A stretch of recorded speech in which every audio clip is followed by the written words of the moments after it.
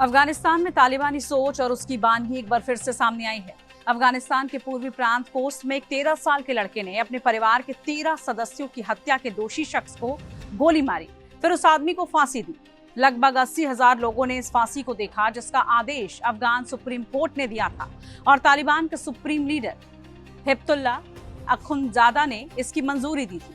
Social media पर एक डरावना वीडियो सामने आया, जिसमें खुलेआम करीब 80,000 लोगों के सामने एक 13 साल का बच्चा परिवार के कातिल को फांसी देता दिख रहा है। वीडियो में स्टेडियम के अंदर और बाहर हजारों की भीड़ दिखाई दे रही है। जैसे ही 5 गोलियां चली, लोगों ने धार्मिक नारे लगाए। स्थानीय मीडिया के मुताबिक करीब 80,000 लोग इस सार्वजनिक सजा को देखने के लिए वहां पहुंचे थे। बताया ये भी जा रहा है कि ये पूर्वी अफगानिस्तान के खोस्त का है। मीडिया रिपोर्टों के मुताबिक एक आदमी को मंगलवार को खोस्त के एक स्टेडियम में एक परिवार के 13 सदस्यों, जिसमें 9 बच्चे भी शामिल थे, उसकी हत्या के दोषी को फांसी दे दी गई। इस फांसी को लगभग 80,000 लोग देखने भी पहुंचे।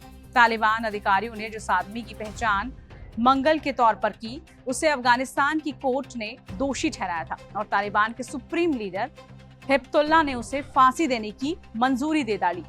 तालिबान के सुप्रीम कोर्ट ने अपने बयान में इसे किसास यानी बदले का न्याय बताया और कहा कि ये दंड शरीयत कानून के मुताबिक दिया गया है। खुलेआम दी गई इस फांसी की सजा की इंटरनेशनल लेवल पर अब आलोचना हो रही है और अफगानिस्तान पर यूनाइटेड नेशंस के स्पेशल रिपोर्टर रिसर्च बेनेट ने इसे अमानवीय, क्रूर और इंटरनेशनल कानून के खिलाफ बताया है।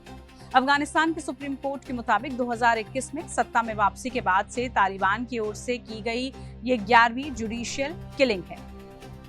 अफगानिस्तान के सुप्रीम कोर्ट की एक प्रेस रिलीज में कहा गया, हत्यारा मंगल ताला खान का बेटा है और रहमत खान का पोता था।